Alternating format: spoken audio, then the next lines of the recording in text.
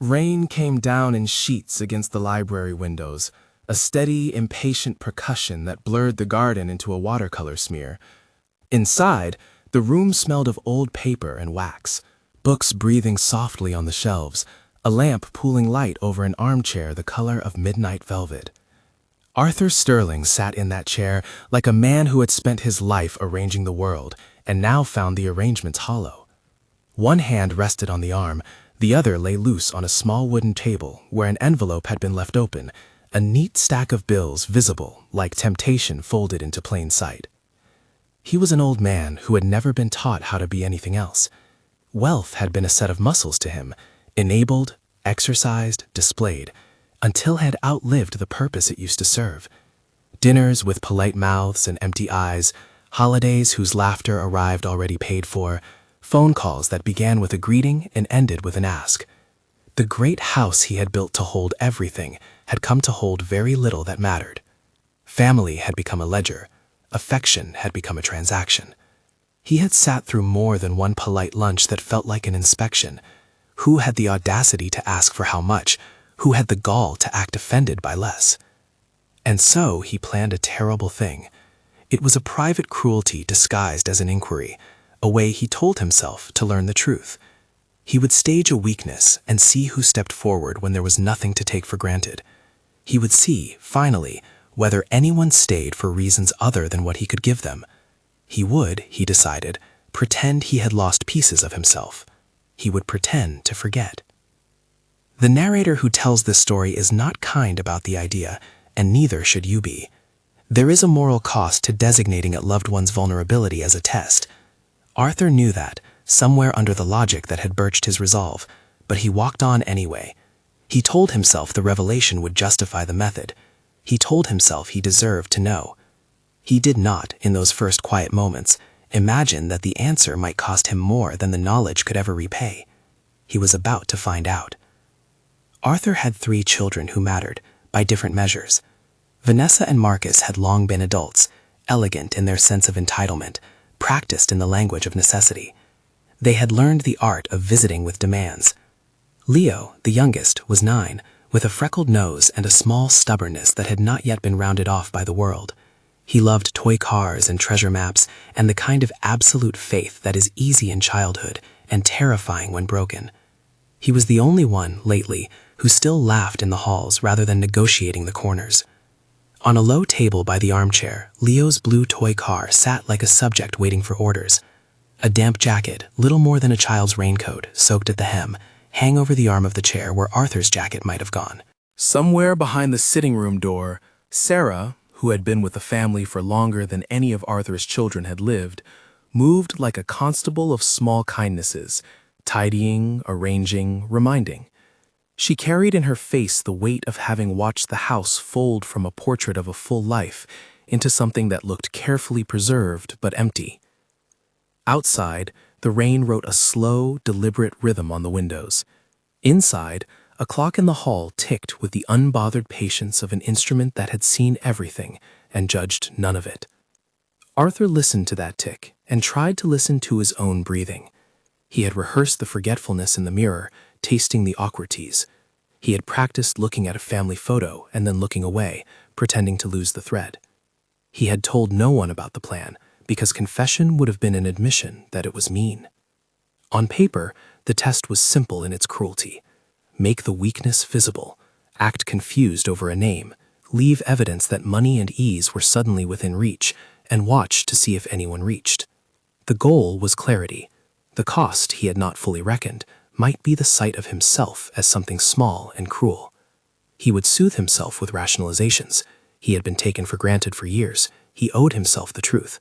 But the truth he sought was not one of those neat business answers. It was messy, human, near enough to his ribs that he could not measure it without touching it. That morning he had arranged the house to look like a man who had misplaced himself.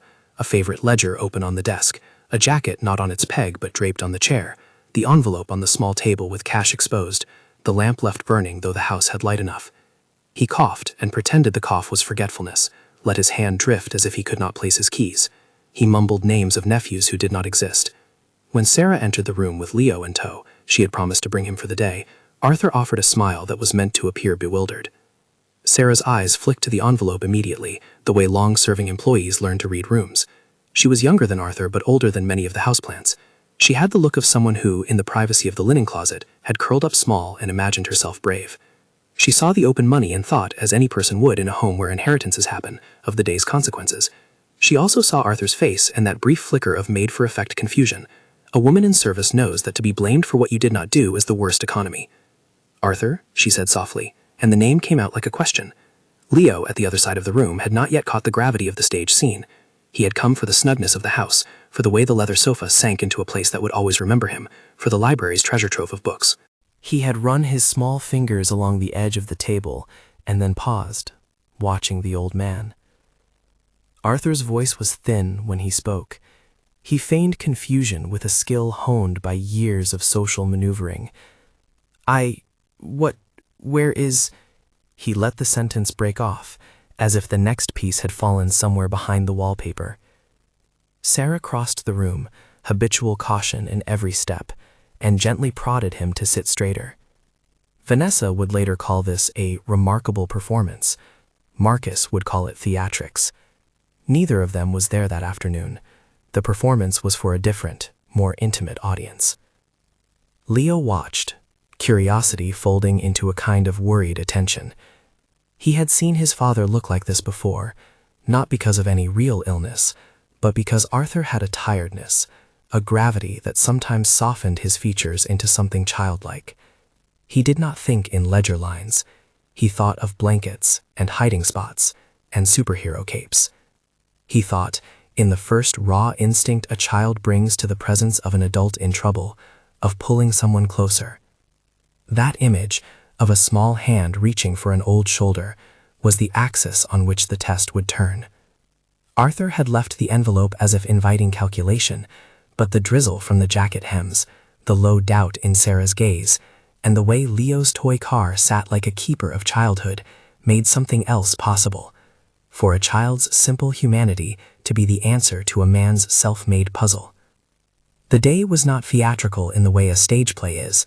It was quieter, the kind of scene that folds into the ordinary so that only an attentive heart can notice the shape of it. Sarah fussed with a blanket, smoothing it over Arthur's knees in the sort of motion that keeps a home from tipping into disorder. The envelope sat there, cardboard mouth open on the table, a private moon of temptation. Leo placed his small jacket carefully near his own shoes. He looked at the cash, and then looked away. He picked up his toy and set it on the arm of the chair where Arthur could see it if he squinted. Arthur watched the boy with a new and dangerous intensity. This was not the moment he had expected. He had expected a litany, a taking. He had expected the cold gratitude of a family member who saw opportunity. Instead, he saw a child making decisions based on a scale that had no currency for the measuring. He kept the pretense going because the experiment demanded it, though he felt, in the hollow of his chest, how foolish that insistence already seemed. Many people in this house had learned to be quick with questions, faster with hands, but Leo moved slowly, as if he were handling something fragile out of love. He moved the blanket over Arthur's legs, and then, when Sarah reached for a bit of the jacket that had slid and threatened to fall into Arthur's lap, Leo stepped in without thinking and placed his own small coat over Arthur's knees. It was a tiny, instinctive act. Nothing theatrical. Just a child covering an adult in the way children do when they want to protect someone who seems suddenly small. Sarah's eyes softened in that instant, but worry still pinched her mouth. The problem, as she saw it, was not Arthur's need, but the precariousness of everyone's position. If Arthur's confusion was real, and she had seen enough of life to watch real confusion with a tenderness, then the household would need care.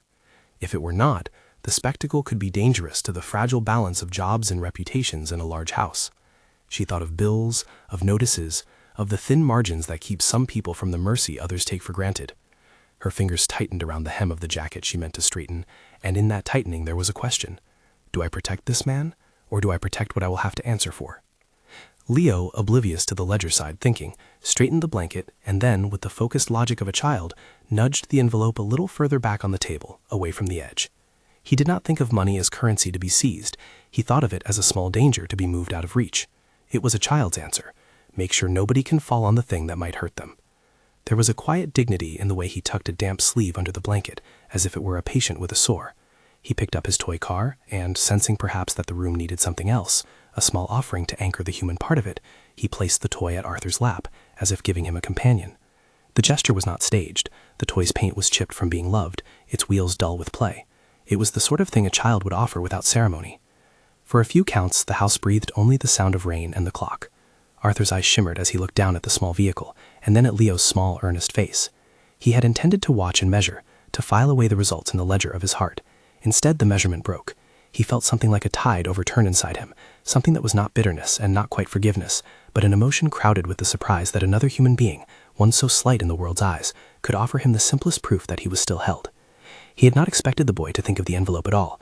He had not expected someone to choose care over calculation, and he had not felt until that damp sleeve lay across his knees how desperately he wanted to apologize for what he was doing. But his plan had not yet run its course. The design was cruel by intention. Whether or not he was ready to be shamed into confession, the scene had to produce the test he demanded. So Arthur let the performance continue, and with the same stubbornness that had allowed him to build an empire, he continued to be something he was not, a man losing his mind. That afternoon, the house became a stage for small moral choices. The afternoon delivered a few more scenes: a delivery man who knocked and found his way in, a neighbor who peered through the window and then looked away, an email that pinged with an urgent request for funds from Vanessa, and the sound of Marcus's car pulling onto the gravel, then leaving, because Marcus had forgotten he had another engagement. The house kept producing candidates for measure and judgment. None of them, in the quiet act of the child, provided the thing Arthur had braced himself to catch. As the light shifted, a small practical panic creased Sarah's face. She moved toward the kettle, but paused, then moved back. She thought the scene would need a settlement, some practical accounting. When small accidents happen under someone's hand, a kindness can require an enormous single sacrifice.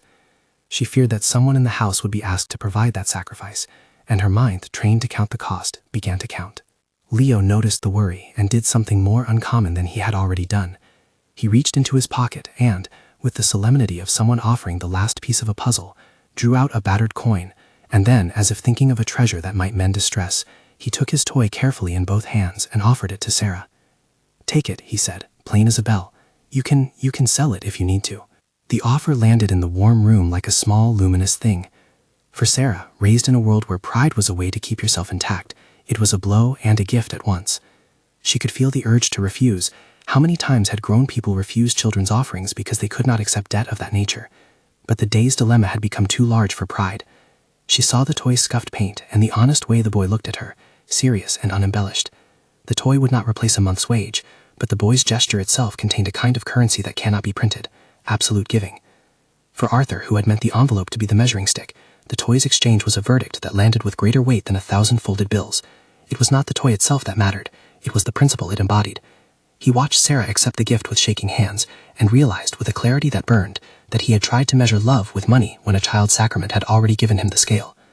It was at that specific tilt of the afternoon, where wet fabric warmed to dry, where the toy rested in Sarah's lap like a treaty, where the envelope was bumped back on the table, that Arthur felt the full pull of his own folly. He had not expected to be surprised by generosity. He had expected to be confirmed in his suspicion. The law he had drawn up against the world had not accounted for the small human laws. And yet, though the house was softened by these private offerings, the experiment had woven its threads into the air. Arthur had planned for a moment when the mask would be struck off and the truth exposed, when he would sit back and measure the moral weight of each person. He had rehearsed his confession like a man rehearses a will. But at the sight of Leo's innocent kindness, his rehearsals frayed into something harsher: shame. He did something unexpected then. He kept the pretense, but let a single truth leak through the facade like light through a crack. He pressed his palm to the place where the envelope had been and felt its margin as if it were a pulse he had forgotten he owned. He drew his breath and let it out slow. The house that had known too many negotiated smiles found itself holding a silence that was not comfortable and could not be easily denied. The rain picked up, heavier now, and the clock measured the minutes of afternoon into the hush that follows a small storm in a big room. Arthur watched the boy and felt both the ache of being found out and the ache of being found by someone who did not want anything in return. There was a line a narrator must cross carefully here. This story uses a painful device, a staged illness, to reveal human hearts. That device is a fiction within our story, a dramatic contrivance Arthur builds out of a sorrow so private he thinks it justifies cruelty. It does not justify it. He will come to know that. The script of his life had a cruel page, and that page burned his hands. He pretended to forget. It was an act, not illness. The pretending hurt others in ways he would have to answer for. The story will hold him accountable for that choice. For now, the room holds a single, urgent question. What do we do when someone we love betrays trust in order to test us? Leo's answer, in this room, was as simple and unsparing as childhood itself. He chose care. He did not arrange to be altruistic. He did what came as a reflex. He placed his coat over Arthur's knees as if it were a shield. He moved the envelope as if he had read the future in the angle of its placement and decided it was dangerous. He gave away his toy as if it were currency to be spent not on himself, but on the repair of the day's damage. The rest of the house watched. Sarah, with eyes bright and a throat thick, accepted the boy's toy with a gentleness that matched the day's need. She thanked Leo like one thanks the sky for stopping the rain. Arthur felt something inside him split, a tenderness and a contrition that had not room to stay polite. He felt the outline of his mistake in a more personal currency than money, his son's trust. He had meant to watch people fall. He had meant to see hunger in gestures he had learned to mistake for love. Instead, he saw a small hand repairing what his suspicion had threatened to ruin. As the light shifted toward evening, Arthur's brow furrowed in a way that was not an act. He had rehearsed forgetfulness until the muscle memory fit. He had not rehearsed the way his chest would tighten with shame when it became clear what he had set into motion. He had not rehearsed being grateful in a way that accepted he was wrong. He had not rehearsed that an act of deception could produce a moral instrument that finally measured him and found him wanting. His plan hung like a question mark in the air. He could continue. He could let the pretense reach a stage where the truth, when revealed, would be an instrument of punitive clarity, the kind that would let him feel, perhaps cruelly, that he had been right to test. Or he could stop. He sat very still, feeling the weight of both options. But the test, once placed into motion, has its own momentum. Decisions breed consequences before the conscience fully awakens. The rest of the house carried on with its private reckonings. A gardener locking up early because he thought to avoid gossip. Vanessa on the phone, voice clipped, asking whether there had been an accident. Marcus canceling a dinner he had scheduled and claiming a business emergency. Outside the glass, the rain made our world seem smaller and yet somehow more precise, as if the elements themselves were aligning to show what names meant. Arthur's fingers found Leo's little hand resting on the armchair, the small palm warm and steady. He felt the press of the child's trust, and remembered a morning years ago when he had lifted a newborn into the world with a kind of arrogant optimism that wealth could fix everything. He had imagined then that his resources would buy him forgiveness, time, the answer to loneliness. He had been wrong to imagine that. Something else, much harder, messier, and rooted, was what mended the world. He opened his mouth, the confession heavy on the tongue, but the right place and time for that would be shaped not by his will, but by the rhythm of the room. He put a hand, without thinking, over the toy car, sudden and protective, the gesture of a man who realized that the thing he had meant to measure was what measured him back. He was laughed at in his memory for thinking he could be impartial in love. The memory tasted like old coins. At the edge of this quiet, the son's small sacrifice had done something larger than any document Arthur had amassed. It had moved him beyond the ledger book into a private reckoning. He could sense by the way the breathing in the room had changed that a storm inside him had been awakened in a different direction. He felt faintly the first unlearning of a life spent counting. There was a knock at the hall door then, small, polite, an intruder of practical affairs. A friend of an adult child, perhaps, someone who knew how to talk in urgent tones about money and obligations. It was an external reminder that the stage Arthur had set would not remain private. Other actors existed. Arthur's throat tightened. He felt a sudden fear of being judged, exposed, of the measure he'd tried to administer turning into a mirror. He wanted, in that moment, to stop the theater, to pull back the curtain and admit the play for what it was. But he also wanted to preserve the evidence of the measurement, not for punishment of others, but for his own vindication. He found himself at a cruel crossroads, the need to be proven right against the need to be forgiven. He had to choose which hunger to feed.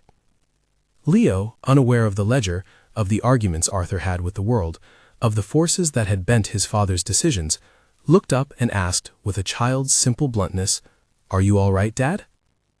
The word Dad landed with a clarity that made Arthur feel both very small and very visible.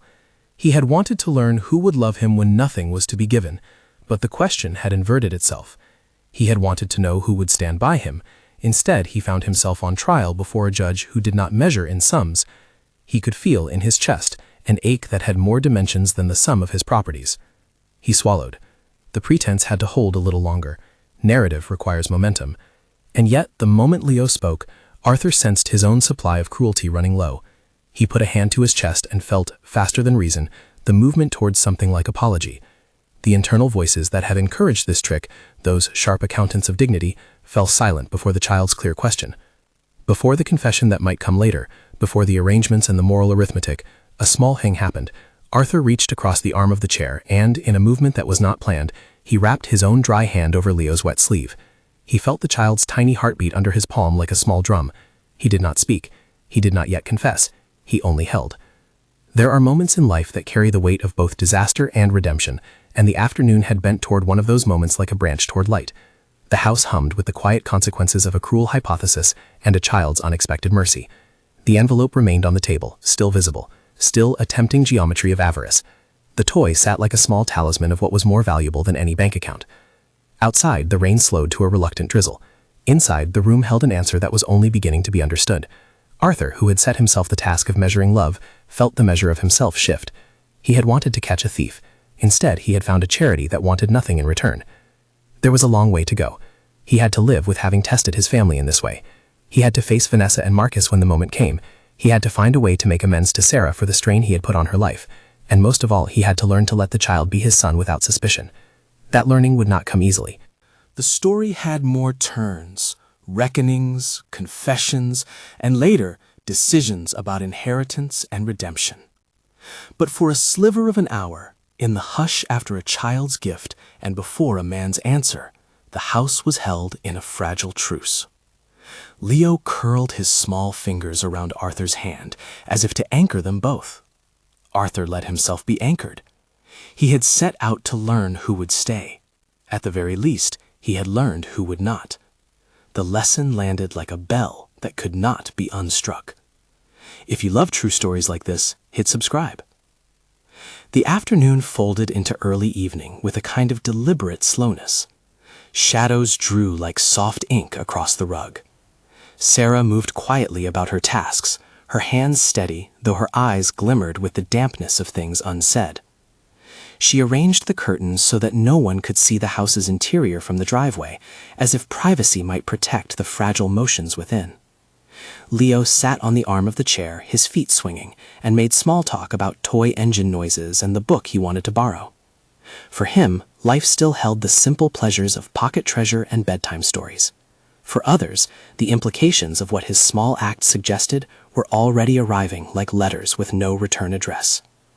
Arthur watched the boy and felt the push of a decision approaching, to continue the deception to its painful conclusion or to end it and face the shame. He had always preferred control, arranging things until they fit the shape he desired. Losing the need to control had been a foreign idea. He felt it now like a bruise. He thought of the will he had revised last winter, the clauses updated like teeth sharpened. He imagined Vanessa and Marcus reading a document and seeing only the numbers, not the humanity underneath them. He imagined the household staff calculating what they might lose or gain. He imagined his own name read aloud in a room that judged less for virtue than for the distribution of assets. All of it felt suddenly petty next to the small integrity of a child's giving. In the next moments, Arthur reached for his phone and scrolled with a distracted thumb through messages he had not read. A note from Marcus that was businesslike and entitled, a forwarded article Vanessa had thought him interested in, a reminder of an appointment he could easily cancel. He looked at the phone and then at Leo. The small boy made an airplane sound with his mouth, imitating a plane he had seen once at the museum, and Arthur laughed softly, a sound that surprised him, an involuntary admission that something softer existed within him still. The test had been set to catch calculation and greed. It had instead exposed a human question Arthur had not been brave enough to ask aloud. What good is money if it always measures the world in what it can buy? In the years he had grown rich, he had failed to notice the simple arithmetic of affection, unbought, invaluable, and stubborn. He had been preparing to punish the world, and the world had chosen in its own way to teach him. He let the pretense continue only long enough for the house to settle, only long enough to keep the reveal tender rather than theatrical. He wanted to protect Leo from being a prop in a vindictive lesson, and to preserve Sarah from being the one forced to decide between livelihood and conscience. He had the power to stop the test, to unmake the trap he had laid, to apologize and begin to repair. He had the power, too, to let the ruse continue and let the truth sting like a planned wound. As evening crept over the library, the storm outside subsided and the windows cleared to reveal a black, clean sky. From the grayness emerged a sudden clarity. The consequences of a life can be turned over like coins and arranged, but until you spend them on someone, they are only potential. Arthur felt, for the first time in years, the gravity of spending his wealth on things that were not merely possessions, but repairs. He inhaled, and in that breath made a small decision. He would not force the rest of the house into a public parlor trick. He would not let Vanessa and Marcus discover the truth as if they were villains in one of his boardroom dramas. He would stop the test on terms that spared as many people as possible, and begin, clumsily and with the awkward humility that comes to old men who have been wrong, to make reparations. But the way to make things right was not a thing he could schedule and sign away. It would have to be done step by step, in private and public, in gestures that matched the measure of the harm he had caused. He would have to talk to Sarah and confess. He would have to tell Leo the truth and ask forgiveness. He would have to explain to Vanessa and Marcus that their father had been foolish, that their sundered relationship was a wound he had inflicted as well as one he had inherited.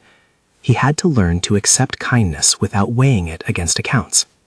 When the house grew very still, Arthur slipped a hand into his pocket and drew out an old photograph, the kind with edges softened by 100 handlings.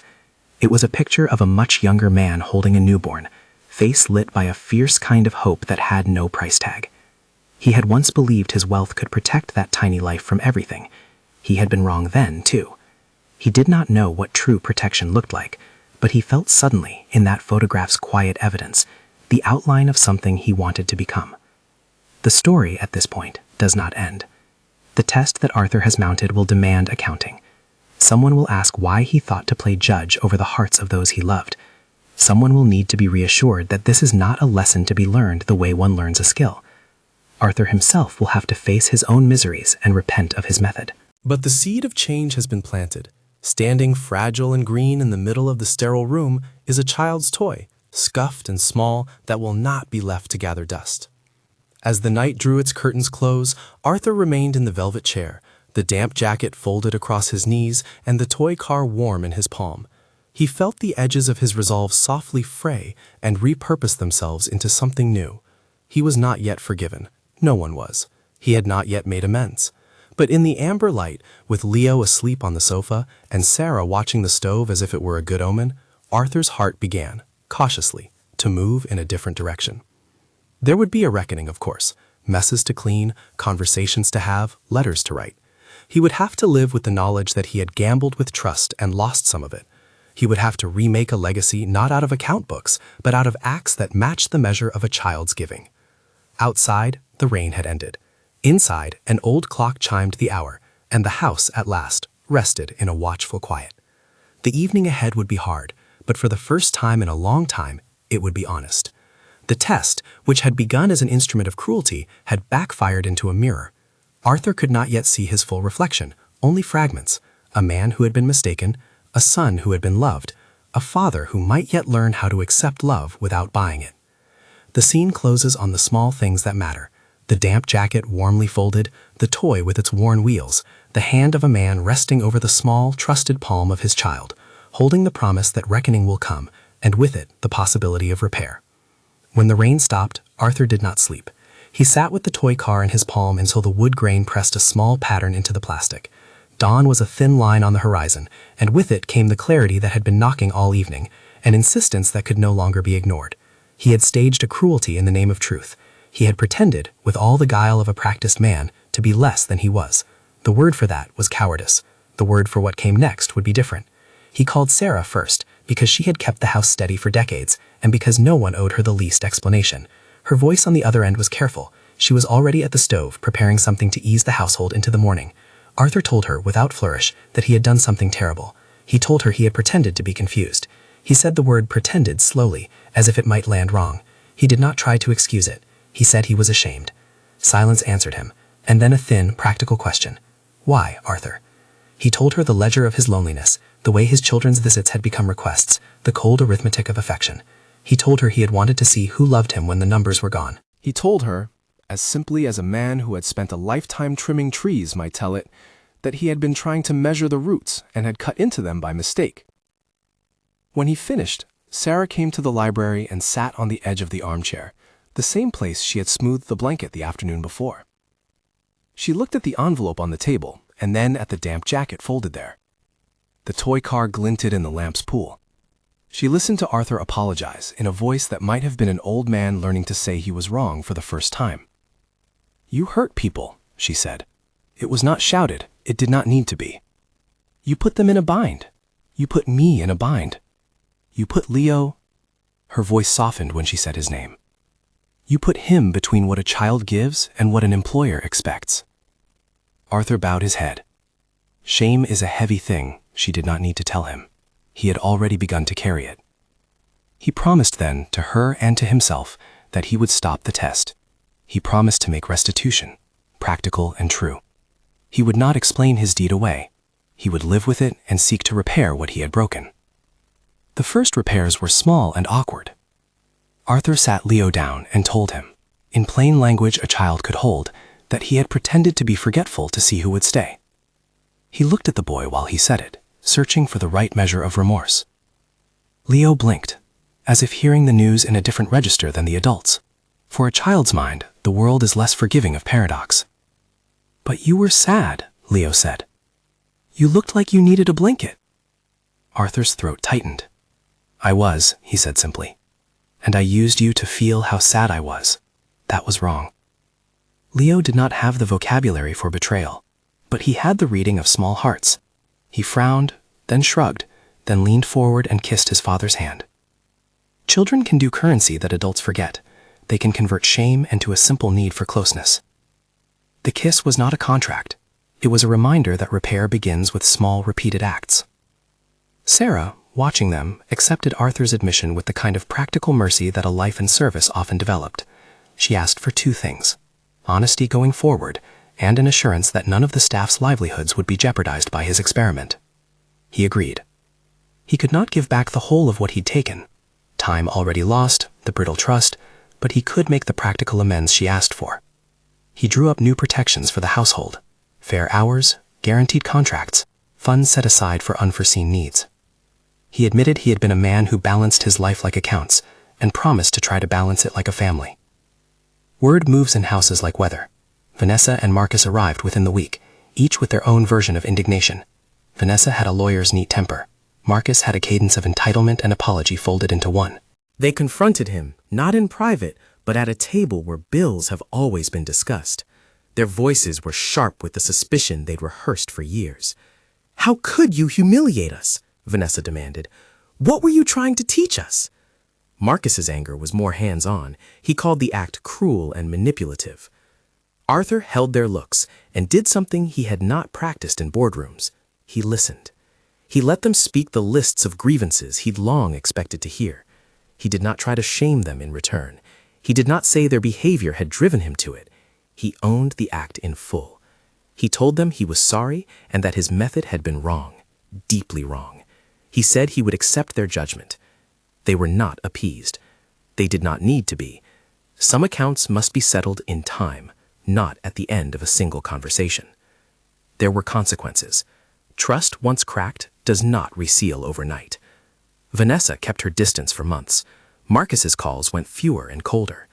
Staff who had felt the strain of the experiment needed reassurances that were more than words. Arthur signed papers, met with unions he had formerly dismissed, arranged for back pay where it was due. He made gifts to the people who had kept his house running when he had been absent in spirit, if not in body. He gave money without spectacle, not to buy loyalty, but to correct imbalance. And he did something harder. He rewrote his will. He did it not in secret, but with a letter, because he had learned that explanation matters when people will be judged by the final distribution of a life. The letter was a work of awkward humility, no legal lecture, only a man's accounting of heart. He acknowledged his mistake of the staged confusion.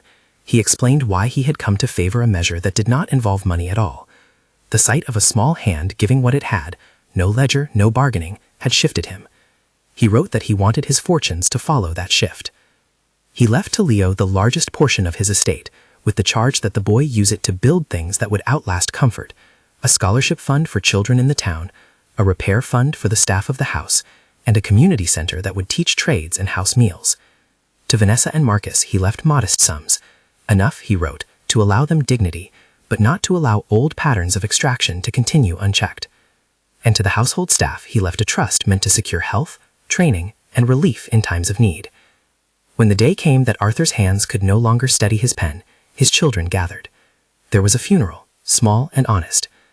The will reading is a peculiar theater of emotion. People line up like ships to see what the tide has left for each of them. Vanessa and Marcus read the provisions and felt what they felt. Surprise, anger, the scrape of old assumptions. They spoke with a mixture of accusation and grief. The household staff cried in relief, quietly, because security matters in ways money can promise but never fully deliver. Leo sat beside Sarah, now taller and quiet with the weight of new responsibility. He was no longer the child who had put his toy car in an old man's lap to smooth a day's discomfort. He was young, having learned more quickly than most about economy. The reading of the letter went on. Arthur had written, as plainly as an old man can, that he had been moved by one act, a child's refusal to turn weakness into opportunity. He confessed the staged confusion and said that because he had mismeasured love with money for decades, he now wished to channel his wealth towards teaching what money cannot buy: dignity, education, and the work of community. There was a moment then when the room tilted. Marcus, who had always seen wealth as an entitlement, stormed from the room. Vanessa remained, but her gaze was a ledger of what might have been. Some bridges were scorched, others could be rebuilt with time and a different architecture.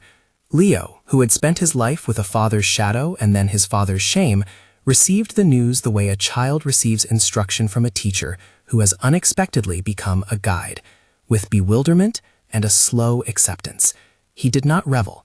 He felt a responsibility that lodged in his chest like a new bone. 10 years later, the house had changed. The library windows no longer looked only onto manicured lawns, but onto a yard where children played, where neighbors came for a class, where a small banner announced free tutoring on Saturday mornings.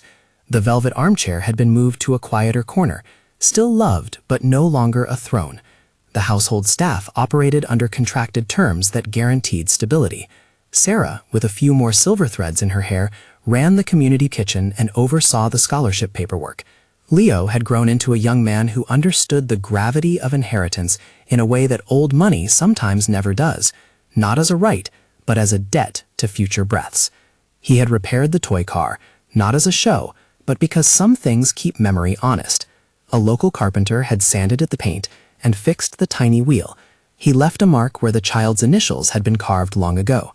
Leo kept the repaired car in his pocket sometimes, like a private compass. It reminded him of a day when the simplest act redirected an old man's life. The center Leo founded was modest at first, held together by volunteers and a small roster of tradespeople teaching repair and cooking and bookkeeping. It became steady because Leo remembered what his father's wealth had taught him in the shock of a confession. Money can build walls, but it can also build places to meet. His most important rule was simple and stubborn. Nobody who came looking for help would be measured by what they could give. The trust Arthur had set up for staff became a scholarship program for local kids and a legal aid fund for workers. Leo sat on the board, but he spent as many afternoons teaching as writing checks. He could have been a man who kept his father's ledgers immaculate, Instead, he became a man who kept a public ledger of care. Vanessa visited once, years after the will, and found a small class in session: 2 seamstresses, a young man learning carpentry, children coloring along the edges. She watched and felt the slow thaw of something that had been brittle between them. Marcus never fully reconciled. He came once to collect a document and left a formal note. Not all generational wounds knit. That too was part of the price of honesty. But even estrangement projects a lesson. It forced those who remained to do something meaningful with what had been given. At the house, the staff had moved from being unseen to being partners in an enterprise that mixed household upkeep with public work. They sat at the table sometimes, not as servants, but as stewards. Sarah retired proud, her hands still sure, her face lined with a kind of approval that comes from a life lived right. The toy car lived on a small shelf in the community room, a tiny relic of a day that had started in deceit and ended in the slow work of making amends. Arthur's last note, found folded into an old book after his death, was not legalese, but a letter of apology and instruction. He wrote that he had been wrong to test his family by pretending to be weak. He asked forgiveness, and he asked that whoever had the wealth remember that money could be used to teach generosity rather than to measure it. He asked that the person who inherited keep the accounts of compassion open. Leo kept the note in his wallet and read it when he needed guidance. It was part admonition, part gentle command. Be generous where your father had been stingy. Be accountable where he had been proud. The final image, the one people remembered when retelling the story, was simple: a repaired toy car on a shelf, sunlight angling across its small painted roof. Beside it, the velvet chair sat quiet as if resting. The library windows looked out on children playing beneath a banner. A long table in the community center had plates on it, and laughter spilled in small, honest waves. People who had once kept score now kept lists of needs. Arthur had used deception to ask a question he could have asked with words. He had learned, too late, that the answer would cost him more than it revealed. But direct confession and steady, humble restitution made room for repair. Love, in the end, proved more persuasive than suspicion. The inheritance he left did not buy loyalty. It bought work. The work of teaching, feeding, repairing, and offering a place to be seen. Leo grew into the work. He did not become a perfect man. He had his doubts, his days of fatigue, his own ego to battle. But when he saw a child place a damp jacket over someone smaller, or when a woman accepted a repaired bicycle, he felt the same quiet triumph his father once sought in a leisure. He had learned the harder way, that wealth is not a measure, but a tool. If you felt something in this story, if the smallness of a child's offering moved you, then let it be a nudge toward the kind of compassion that costs more than a like, but less than a life. If this moved you, like and subscribe for more stories of kindness.